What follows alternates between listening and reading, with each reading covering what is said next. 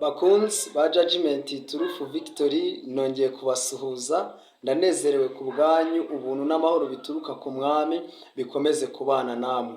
Njyewe amazina nitwa Urinzwe n'Imana Faustin, nkaba muhaye ikaze muri no gahunda ya Byanditswe ngo aho tugenda tureba ibyanditswe byera umurongo ku murongo, twumva ikintu Imana yagiye ibwira buri muntu wese. Rero nakurarikira kubana nanjye kandi Uwiteka akomeze kutuyobora rwose. Nyemerera mbere yuko twinjira mu byanditswe byera, tubanze dusenga Imana. Data wa twese uri mu ijuru, uri Imana idukunda itwitaho buri munsi. Imbabazi zawe zihorana natwe ndetse ugendana natwe, uri Data wa twese, ugenera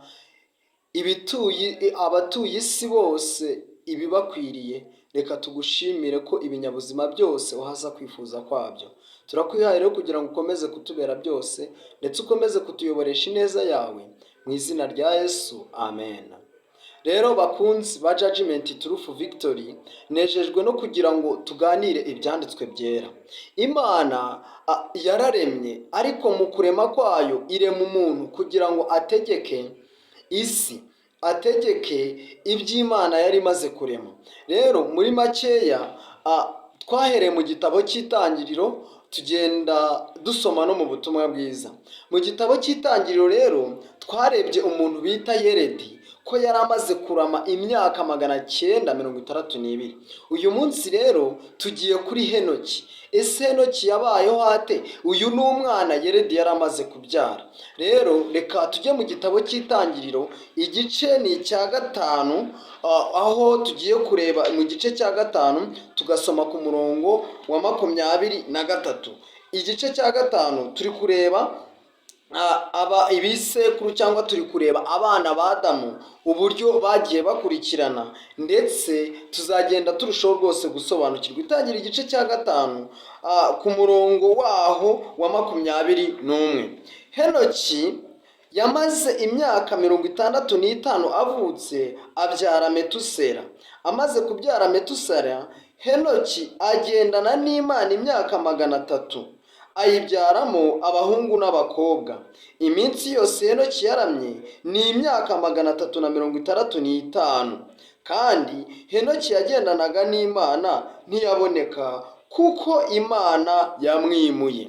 Muri kumva amaherezo ya Henoki ko yagendanye n'Imana imyaka 300, hanyuma iherezo rye ntabwo ryigeze ribirya hano ku isi, ahubwo Imana yaramwimuye.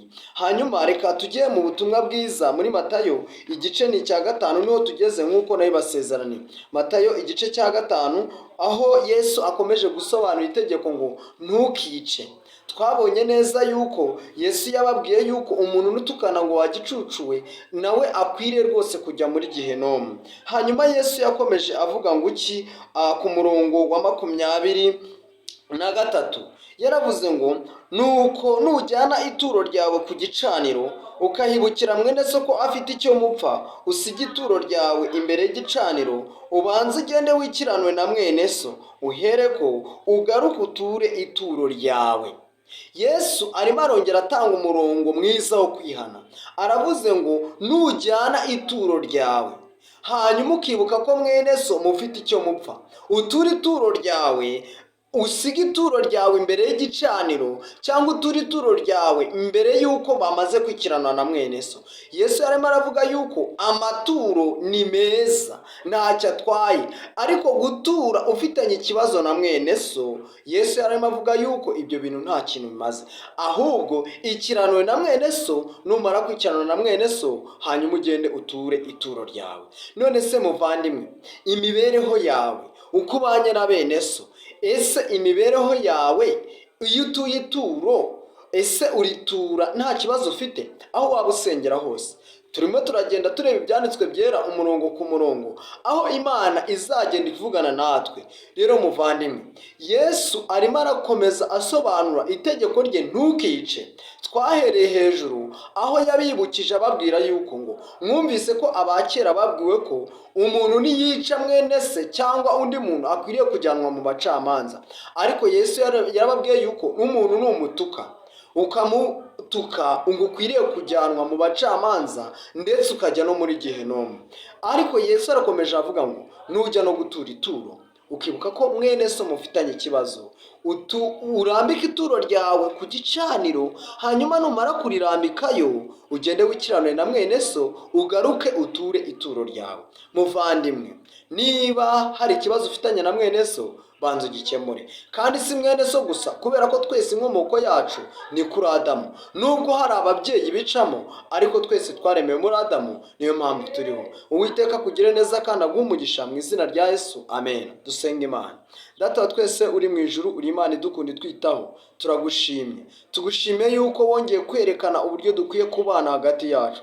Komeze kutubera byose no kutuyobora mu izina rya Yesu, amen.